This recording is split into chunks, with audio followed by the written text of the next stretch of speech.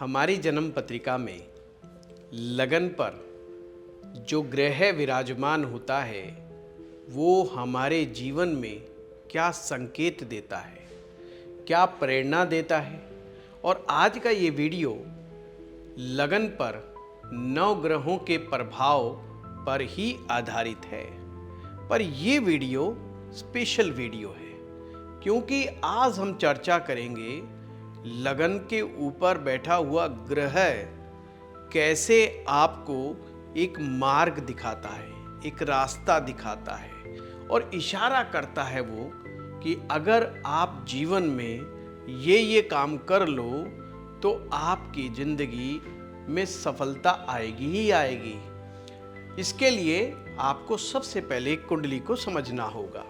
25 वर्षों के अनुभव के साथ 2026 में मैं आ रहा हूं आपको पूरा 1 साल का कोर्स सिखाने के लिए। जी हाँ, ज्योतिष सीखना है तो तुरंत कॉल करें।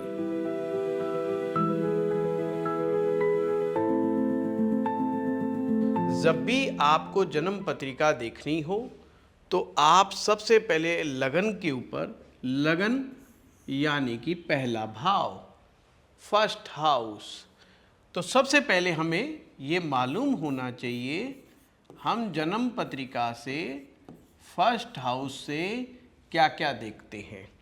जो लोग ज्योतिष सीख चुके हैं या जिन्होंने अभी ज्योतिष सीखना आरंभ किया है, ये दोनों के लिए ही ये वीडियो हेल्पफुल हो सकता है। हाँ, जिन्होंने सीखा है उन्हें लगेगा शुरुआत में अरे ये क्या, ये तो मुझे आता है, पर आगे एंड में कुछ ना कुछ उन्हें नया जरूर मिलेगा। पहले भाव से हम लोग देखते हैं हमारा शरीर। हम पहले भाव से चरित्र भी देखते हैं। पहला भाव हमारी सोच का होता है। हमारी सोच कैसी है, इस पर हमारा जीवन काफ़ी हद तक निर्भर करता है। क्या आपने बुक पढ़ी है बड़ी सोच का बड़ा जादू? पढ़ के देखिएगा, गजब की बुक है, लाइफ चेंजिंग बुक है। थिंकिंग बिग, बड़ी सोच का बड़ा जादू। तो सोच जो आती है वो कुंडली के पहले भाव से ही पैदा होती है। आप जीवन में कितना ग्रो करेंगे, ग्रोथ की जो सोच है, ग्रोथ के जो विचार हैं, वो पहला भाव ही डिसाइड करता है। एक तरह से पहला भाव पूरी कुंडली में बॉस की तरह होता है। अगर बॉस अच्छा है तो जीवन अच्छा है, नहीं तो मामला गड़बड़ हो जाता है। अब हम जब ये समझ लेते हैं कि पहले भाव से हम क्या क्या चीज़ें देख रहे हैं, उसके बाद नंबर आता है कि हमारी जो लगन कुंडली है उस लगन पर कौन सी राशि विराजमान है। हम यहाँ पर एग्जाम्पल के लिए नंबर 5 बिठा रहे हैं, यानी कि सिंह लगन की कुंडली बन गई। अब हम इसमें पूरी कुंडली नहीं बना करके, बल्कि आपको समझाने मात्र के लिए ये कुंडली मैं बना रहा हूँ। ये सिंह लगन की कुंडली बन गई।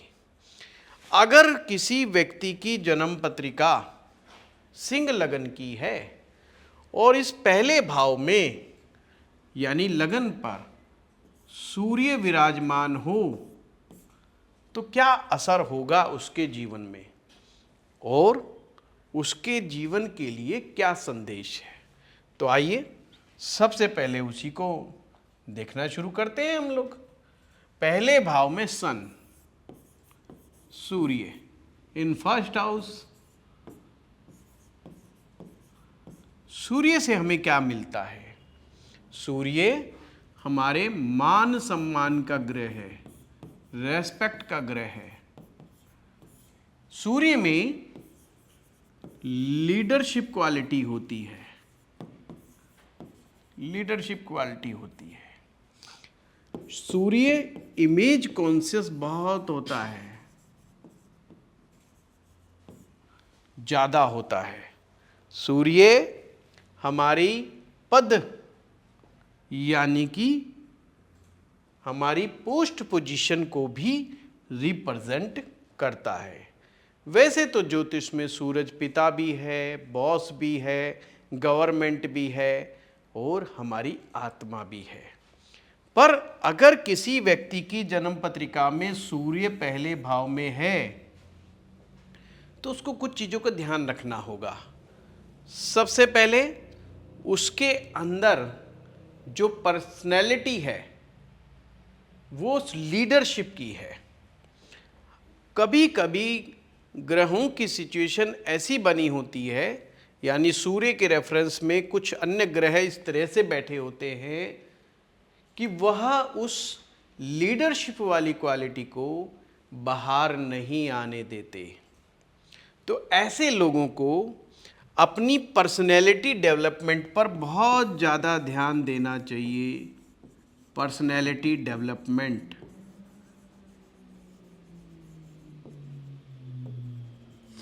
बहुत सारे कोर्सेज भी होते हैं पर्सनैलिटी डेवलपमेंट के, आप लोग वो भी ज्वाइन कर सकते हो और आपके अंदर जो छिपी हुई लीडरशिप क्वालिटी है उसको बाहर लाने का प्रयास करना चाहिए। आप छोटे छोटे ग्रुप्स के अंदर लीडर बन करके एक गोल सेट करके उस गोल को जल्दी से जल्दी कैसे अचीव किया जाता है, इस बात की आर्ट आपको सीखनी है। तो ये सूर्य आपको बहुत ज़्यादा नेम फेम देने में सक्षम होता है। अब जो लोग दर्शक इस समय जो ये वीडियो देख रहे हैं उनके दिमाग में तुरंत क्वेश्चन आएगा कि अगर पहला भाव जहाँ पर सूर्य बैठा है वहाँ पर तुला राशि होगी तो क्या होगा, क्योंकि सूर्य वहाँ पे नीच राशि में हो जाएगा। पर क्या जब भी यही रूल लागू होगा? जी हाँ, पहले तो ये समझ लीजिए, राशि के पास बल होता है, वह ही ग्रह को उच्च का और नीच का बनाता है। आता तो इसका मेन रूट तो नक्षत्र है, बट मोटा मोटी समझने के लिए मैं बता रहा हूँ आप लोगों को। अगर यह ग्रह किसी भी कारण से, चाहे तुला राशि में हो गया, नीच का हो जाता है, तो इसका मतलब सिंपल इतना है, सूर्य के जो गुण होते हैं, लीडरशिप क्वालिटी, गुड पर्सनैलिटी, ऊंची सोच, बड़ा देखना, बड़ा ख्वाब, ये सब चीज़ें बिल्कुल डाउन होने वाली हो जाती हैं। और अगर वह स्वग्रही है, जैसे इस चार्ट में है, अगर यहाँ पर 1 नंबर की राशि होती यानी कि मेष लगन होता तो यही सूरज उच्च का कहलाता। तो उनकी ये सोच ऑटोमेटिक बड़ी होती और उसकी जो लीडरशिप क्वालिटी है उसको कोई दबा नहीं सकता था, वो स्पष्ट रूप से दिखाई देती। जब ग्रह ज़्यादा बलवान हो जाए तो उसके एट्रीब्यूट्स को छिपाया नहीं जा सकता, दबाया नहीं जा सकता। वह ग्रह अपने एट्रीब्यूट्स को दिखाएगा ही दिखाएगा। तो बिल्कुल कंफ्यूज मत होइए कि जी हमारा सूर्य तो तुला राशि में बैठा है या शनि की राशि में बैठा है, मीन्स शत्रु राशि में बैठा है। बिल्कुल नहीं, सिर्फ ज्योतिष को स्टेप बाय स्टेप जब समझते हैं तो चीज़ें समझ में आती हैं। क्योंकि ज्योतिष का एक नियम यह भी है, केवल मात्र एक ग्रह को देख करके आप किसी निर्णय तक नहीं पहुंच सकते। इसलिए आपको पूरा ज्योतिष स्टेप बाय स्टेप सीखना पड़ता है। आज का ये जो उद्देश्य है ये दिखाना, जब भी कोई ग्रह लगन पर आता है तो वह अपने एट्रीब्यूट्स के द्वारा कुंडली में क्या दे सकता है या देने की संभावना होती है। सूर्य लगन पर है तो सूर्य बॉस होता है, बिग बॉस। तो उसके अंदर एक संभावना है ऐसे व्यक्ति में कि वो बड़ा बॉस बन सकता है। पर कुछ लोगों की कुंडली हनुमान जी वाली हो जाती है, उन्हें याद नहीं रहता कि तुम बॉस हो। भगवान ने तुम्हें राजा बनने के लिए ही इस धरती पर भेजा है। तो आपका अगर सूर्य किसी कारण से भी कमज़ोर है तो ये एट्रीब्यूट्स को लेकर के आपको डेवलप करने पड़ेंगे, मेहनत करनी पड़ेगी, मशक्क़त करनी पड़ेगी आपको। तो अब आप समझ गए। अगर फिर भी उतना अच्छा परिणाम नहीं मिल रहा तो सूर्य के उपाय करना आरंभ कर दीजिए, आपको और अच्छे रिजल्ट्स आएंगे। अब नेक्स्ट स्टेप, नेक्स्ट प्लेनेट लेते हैं हम, चंद्रमा। लगन वही रखेंगे, सिंह लगन, ताकि आपको एग्जाम्पल सही समझ में आता रहे। मून,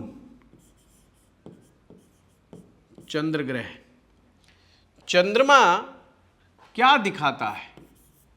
मून, ये हमारा मन है, मनः स्थिति, हमारी मानसिक स्थिति चंद्रमा के द्वारा प्रदर्शित होती है। जब भी ये लगन पर आए, लगन अगर शारीरिक दृष्टिकोण से देखें तो आपका ये सिर होता है, ब्रेन होता है। एक प्रकार से ब्रेन पर चंद्रमा का प्रभाव, और मन तो चंचल होता है, मन चलायमान होता है, ये तो आपने सुना ही होगा। चंद्रमा इमेजिनेशंस का भी प्लेनेट है, यानी कपोल कल्पनाओं का प्लेनेट है। यहाँ पर बैठा हुआ चंद्रमा आपको इमेजिनेशंस की क्वालिटी देता है, आपको सेंसिटिव बना देता है, आपको क्रिएटिव बना देता है, म्यूजिक का शौकीन बना देता है, उत्तम वस्त्र धारण करना, उत्तम स्तर का भोजन को करना और उत्तम तरीके से रहना, ये ऐसा संदेश देता है चंद्रमा।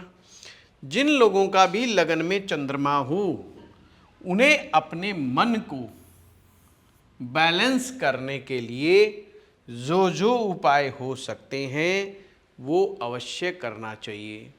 नहीं तो ओवर थिंकिंग, प्रोकास्टिनेशंस जैसी समस्या भी ये पैदा कर देता है। कभी कभी तो इनको लगता है कि हर कोई तेरे बारे में उल्टी सीधी बात ही कर रहा है। ऐसा कभी कभी भ्रम की स्थिति इनमें बन जाती है, क्योंकि ये ओवर इमेजिनेशंस में भी चले जाते हैं कई बार। तो चंद्रमा वाला व्यक्ति जो इसका लगन पे हो, ज़्यादा सेंसिटिव होता है। वो छोटी से छोटी बात को भी बहुत ऑब्जर्व कर रहा होता है, उसे बड़ी जल्दी ठेस लग जाती है। हाँ, और वो ठेस भूलता नहीं है। खैर, ऐसे लोगों को प्राणायाम नित्य करना चाहिए, मानसिक शांति हेतु मेडिटेशन का सहारा भी ले सकते हैं, और मंत्र जप, ईश्वर में आस्था। वैसे तो चंद्र भोगवादी ग्रह है, भोगों की तरफ ज़्यादा ललायित रहता है, ज़्यादा दौड़ता है। तो मन को बैलेंस करने के लिए प्राणायाम, मेडिटेशन, मंत्र जप, 3 चीज़ें अगर वो अपने जीवन में लागू कर लें, और अगर किसी अन्य ग्रह के कारण राहु की दृष्टि हो जाए, राहु का साथ मिल जाए, शनि की दृष्टि, शनि का साथ मिल जाए, तो फिर चंद्रमा के जो ज्योतिष में अन्य रेमेडीज होती हैं उनका साथ लेकर के भी मानसिक स्थिरता प्राप्ति हेतु, मानसिक शांति हेतु वह कार्य करने चाहिए। चंद्रमा का संबंध हमारी नींद से होता है। नींद का डिस्टर्ब हो जाना बड़ा इजी होता है। जब ये सुख महसूस करते हैं, जब ये बिल्कुल एक आरामदायक स्थिति में होते हैं, तो इनको नींद बहुत अच्छी आती है। परंतु विपरीत परिस्थिति में फंसने पर सबसे पहले नींद ही सबसे जल्दी डिस्टर्ब होती है इन लोगों की। तो ऐसे में इन्हें इन चीज़ों का सहारा जीवन में लेते रहना चाहिए। चलिए अगले ग्रह पे चलते हैं। अगला ग्रह, इसे लेते हैं हम मंगल। मंगल करावे दंगल है। मंगल फेमस है इस चीज के लिए, है दंगल के लिए। खैर तो मजाक की बात। मंगल हमारे जीवन की ऊर्जा है। ऊर्जा है काम करने की, ऊर्जा है मशक्क़त करने की, मेहनत करने की, फाइट करने की, कंपटीशन लड़ने की। हमारा जो जीवन में कम्पिटिटिवनेस जो आती है, यानी कि कंपटीशन की जो भावना होती है, वो मंगल ही देता है। मंगल डिज़ायरफुल प्लेनेट माना जाता है। ऐसे में जब ये लगन पर आ जाता है, मंगल का लगन पर आना, यानी आपके दिमाग पर ही मंगल बैठा है, ये ऊर्जा है, ज़्यादा ऊर्जा हो गई, दिमाग को चलाता ही रहता है, दौड़ाता ही रहता है, कुछ ना कुछ इसके दिमाग में चलता ही रहता है। कॉम्पिटिटिव बहुत होते हैं। अच्छा गाड़ी चला रहे हैं तो मेरे से आगे गाड़ी कौन दौड़ा के ले गया, दौड़ाओ, उससे आगे निकलना है, सबसे आगे निकलना है, तेजी से आगे निकलना है। फाइटरशिप, इनके अंदर फाइटरशिप आ जाती है। खैर फाइटरशिप हमेशा नेगेटिव नहीं होती, फाइटरशिप पॉजिटिव भी होती है। यानी कि स्थितियों से, परिस्थितियों से मुकाबला करने की क्षमता मंगल यहाँ पर देता है। साइड इफेक्ट, गुस्सा जल्दी आ जाता, इम्पेशंस हो जाना, ये इनके अंदर क्वालिटी है। एक्स्ट्रा इमोशनल, बहुत जल्दी इमोशनल हो जाते हैं, ये भी इनकी क्वालिटी होती है लगन मंगल पे। मंगल जो है लगन पर बैठा हो तो, पर वहीं पर राइट कोज के लिए, अपने हक के लिए ये लड़ना जानते हैं और फाइट करते हैं। खैर जिन लोगों का लगन में मंगल हो, उनके लिए मैं हमेशा एक ही बात कहता हूँ, डेली एक्सरसाइज ज़रूर करें, व्यायाम जरूर करें, कोई भी शारीरिक गतिविधि, कोई स्पोर्ट्स, किसी न किसी खेल में पार्टिसिपेट करें। क्योंकि इनके पास जो एक्स्ट्रा एनर्जी है, जो दिमाग के ऊपर है, जिसकी इतनी ज़्यादा ज़रूरत नहीं है, उसको सही तरीके से यूटिलाइज करने के लिए या तो स्पोर्ट्स में या जिम में या कुश्ती का खेल खेलें, जिसमें ताकत का प्रदर्शन हो। ऐसा करना इनके लिए उत्तम रहता है। गुस्सा ज़्यादा आ रहा है, लड़ाई झगड़ा बार बार लोगों से हो रहा है, मंगल के उपाय और डेली एक्सरसाइज करना, ये भी मंगल का ही एक उपाय है। मंगल अगर ज़्यादा परेशान कर रहा है, इस स्थिति में नहीं, मैं और अन्य स्थितियों के लिए बता रहा हूँ, तो ब्लड डोनेट करना time to time according to the doctor advice, वो काम भी उनके लिए उत्तम रहता है। मंगल का संबंध कर्जे से भी होता है? तो अगर यहाँ पर कर्जा नहीं चुका पा रहे हैं, हनुमान जी की शरण में चले जाइए, एक्सरसाइज करें, हनुमान जी की शरण में जाएं, देखें कैसे जीवन में परिवर्तन आता है। अगला ग्रह बुध ग्रह को लेते हैं, मरकरी। बुध का संबंध बुद्धि से होता है, इंटेलिजेंस से होता है आपके। अगर पहले भाव में बुध आ जाए, ये बहुत उत्तम बात है। ये तो स्पष्ट है कि व्यक्ति बुद्धिमान है, व्यक्ति में लर्निंग एबिलिटी है। मरकरी आपके अंदर लर्निंग एबिलिटी को डेवलप करता है, या मैं उल्टा कहता हूं कई बार, लगन में बुध है तो आपको बार बार राइटिंग्स के द्वारा लिख लिख करके देखना चाहिए। यानी आप एक डायरी बनाएं, उसे अपनी जेब में रखें और हर चीज़ लिखें, क्योंकि जो राइटिंग स्किल्स होती हैं ये भी मरकरी से ही आती है। आपकी याददाश्त क्षमता मरकरी डिसाइड करता है। आपकी कम्युनिकेशन स्किल, आपकी जो कम्युनिकेशन स्किल्स हैं वो भी बुध से आती है। अगर आप इनमें कमी महसूस करते हैं, writing skills, communication skills, business skills, ये भी मरकरी से आती हैं, तो आपको इन चीज़ों की ट्रेनिंग लेनी चाहिए। अपने आप को बार बार ट्रेन करना चाहिए। ये आपके लिए मैसेज है बुध ग्रह का। बुध लगन में बैठा है। आपका पेन आपका सबसे बड़ा मित्र है। पेन सदा अपनी जेब में रखें, हाँ, ताकि लिखने के लिए आपको पेन ढूंढना ना पड़े। जितना लिखेंगे, बुक्स लिखना शुरू कीजिए किसी भी टॉपिक पर। और कुछ नहीं समझ में आ रहा तो अपनी खुद की बायोग्राफी लिखना शुरू कर दीजिए। जितना अच्छा लिखेंगे, जितना अच्छा बोलेंगे, उतनी ही ज़्यादा चांसेस हैं आपकी जीवन में ग्रोथ के। दब के पैसा देगा। श्री हरि विष्णु जी की अपार कृपा बरसती है अगर लगन पे बुध होता है।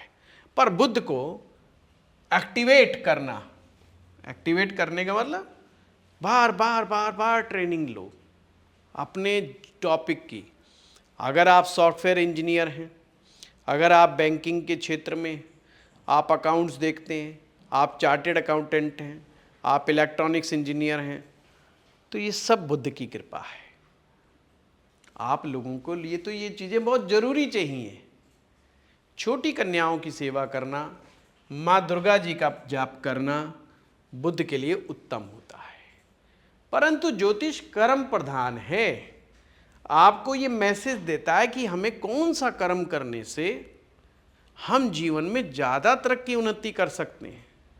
आज के इस वीडियो का जो सही मायने में जो हमारा उद्देश्य है वो यही है, जिन लोगों के जो ग्रह लगन पर बैठे हैं वो उसी ग्रह के अनुसार अपने जीवन को जीना शुरू कर दें और वही कर्म अपने जीवन में अपना लें जो आपके लिए अति आवश्यक है। चलिए,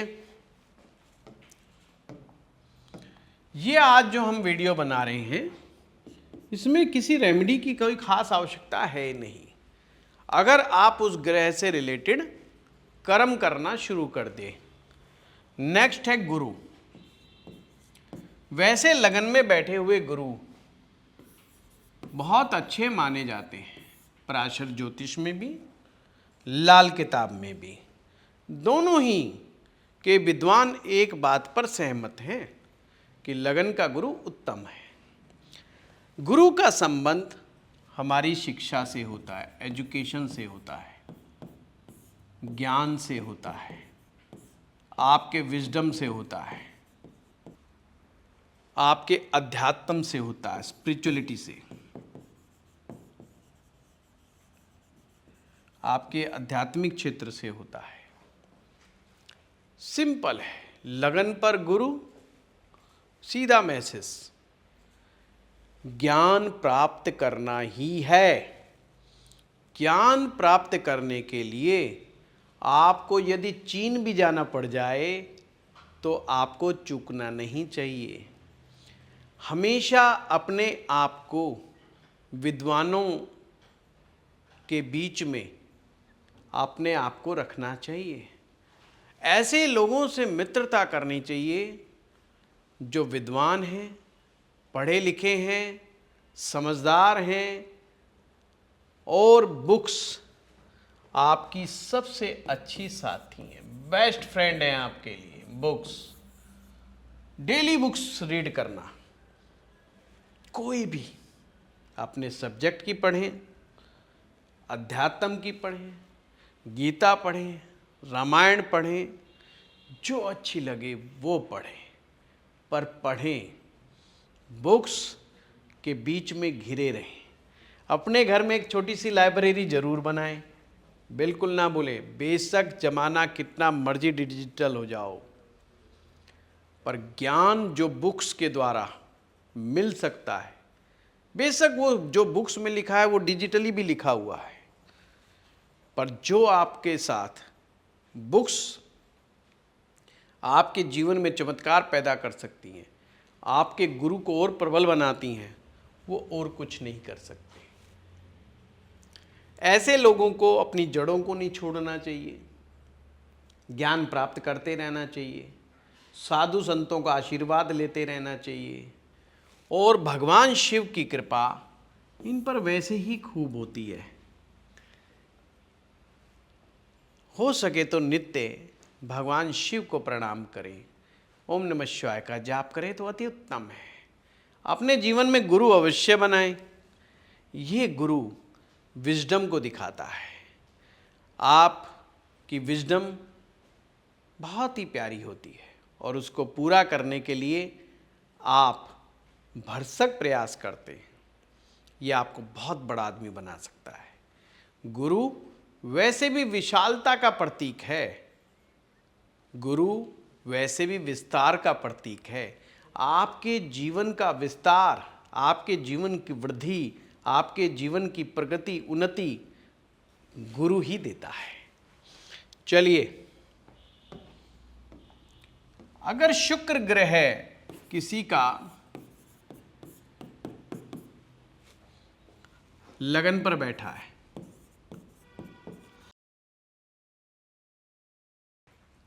शुक्र सौंदर्य है, सुंदरता बड़ी प्रिय है शुक्र को।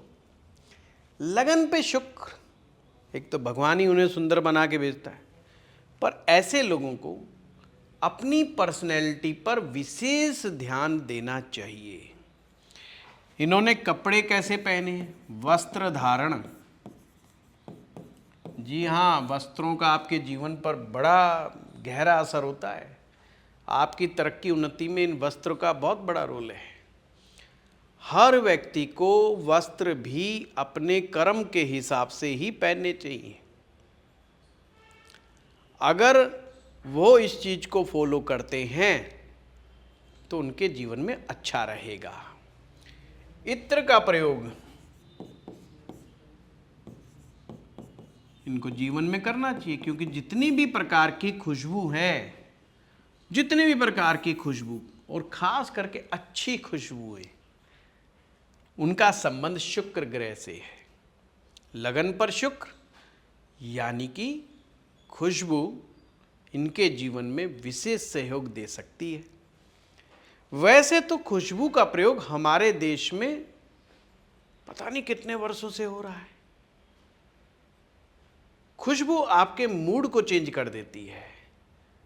खुशबू आपको एक अच्छा एहसास कराती है, हैप्पीनेस देती है।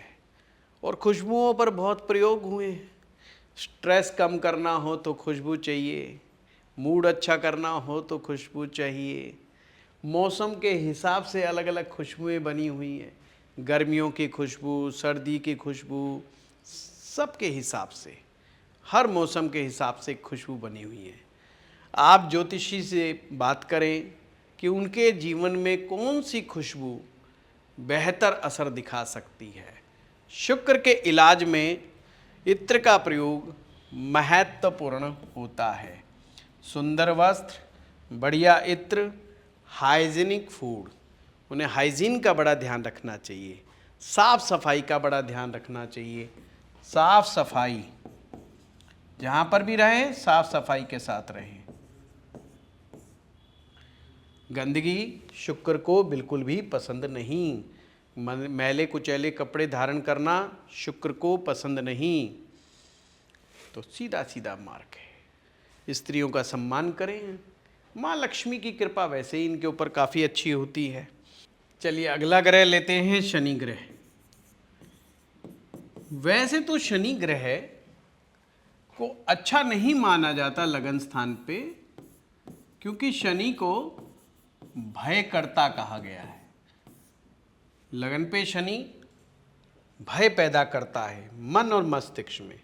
वो बात अलग है कि उसमें से 80 से 90% उनका जो फियर होता है वो खामखाई होता है, बिना मतलब का होता है, वास्तविक नहीं होता। व्याधि कारक, तबीयत खराब करता रहता है, हेल्थ के लिए अच्छा नहीं होता। पाचन को कमज़ोर करता है, पाचन को स्लो कर देता है, उनकी डाइजेस्टिव फायर थोड़ा सा वीक होती हैं। भय करता, व्याधि कारक, परंतु लगातार मेहनत करना, लगातार मेहनत करना लगन के शनि वालों के लिए बहुत जरूरी है। वो भी बिना दिखावा करे, बिना किसी को बताए, बिना किसी मान सम्मान की इच्छा को लिए हुए, सिर्फ अपने कर्म में कुशलता हासिल करना। अपने कर्म में इतनी कुशलता हासिल कर लो कि आप कर्म अपने उस काम के सर्वश्रेष्ठ बन जाओ। शनि यही चाहता है आपसे, तो आपको कोई कमी नहीं छोड़ता। तो जिन लोगों का शनि लगन पे, कंसिस्टेंसी के द्वारा काम करना, यानी ये नहीं कि आज काम कर लिया, कल काम कर लिया, परसों बिल्कुल ही नहीं किया, छोड़ दिया, ऐसा नहीं होना चाहिए। शनि देव कर्म के देवता हैं, कर्मठता को अच्छा मानते हैं। जो लोग कर्म योगी हैं, शनि भगवान वैसे ही प्रसन्न है उनसे। तो चलिए, राहु, राहु जब लगन पर आता है, राहु माया का ग्रह, हमारे मस्तिष्क में माया डाल देता है। Confusion, illusion, stress, unwanted thoughts, unwanted planning, indecisiveness, ये सब राहु पैदा कर सकता है, संभावना है। पर अगर ये सकारात्मक असर देता है तो कूटनीति का कारक भी है, ये विदेश नीति का कारक भी ये है, विदेश का कारक भी है आपका राहु।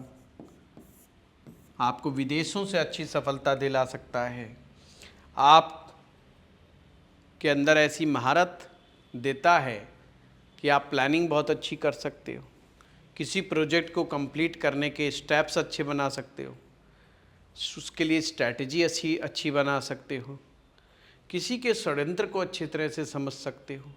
ये खूबियाँ आपको राहु के द्वारा आती हैं।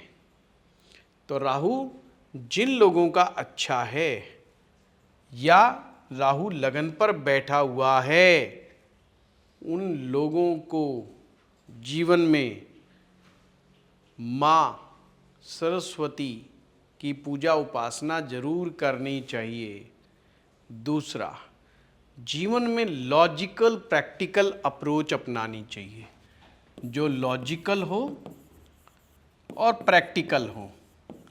जितना ये लॉजिकल सोचेंगे, प्रैक्टिकल सोचेंगे, उतना ही गुमराह होने से बचेंगे। पॉलिटिक्स के अंदर विशेष दिलचस्पी रखें, अच्छा रहेगा। सस्पेंस वाले नॉवल पढ़ते रहें, ऐसे सीरियल देखते रहें। खैर, केतु, केतु अगर लगन में हो, केतु जहां अध्यात्म की पताका कहलाता है, वहीं पर नकारात्मक होने पर विध्वंस करने की क्षमता भी रखता है। वैसे तो केतु लगन पर बैठे तो मैथ सब्जेक्ट, अगर ये मैथ में रुचि लेने लग जाएं तो अच्छे मैथ के जानकार बन जाते हैं। कैलकुलेशंस, स्टैटिस्टिक्स के अच्छे जानकार होते हैं। डाटा एनालिसिस का काम करना इनके लिए अच्छा साबित हो सकता है। इन लोगों को विशेष प्लानिंग पे ज़्यादा ध्यान नहीं देना चाहिए, मेहनत पर बहुत ज़्यादा ध्यान देना चाहिए, प्रैक्टिस पर बहुत ज़्यादा ध्यान देना चाहिए। इन लोगों की इंट्यूशन बहुत अच्छी होती है, तो अपने इंट्यूशन पर यकीन रखना चाहिए। जीवन में गुरु को जरूर अपनाना चाहिए, अध्यात्म के मार्ग पर चलना चाहिए। डीप मेडिटेशन, मैंने खाली मेडिटेशन नहीं बोला, डीप मेडिटेशन का अभ्यास करना इनके लिए उत्तम रहता है।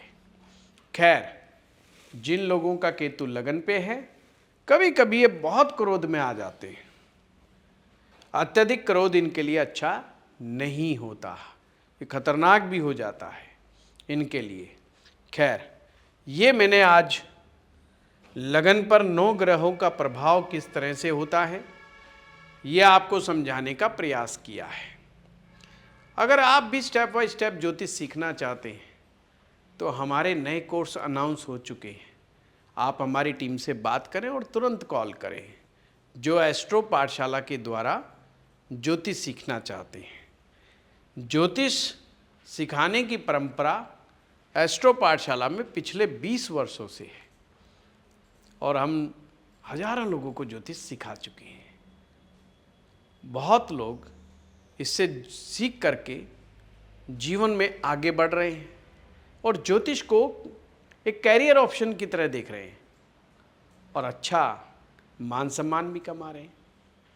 तो आपको ये वीडियो कैसा लगा आप कमेंट बॉक्स में लिख के ज़रूर बताएं। धन्यवाद।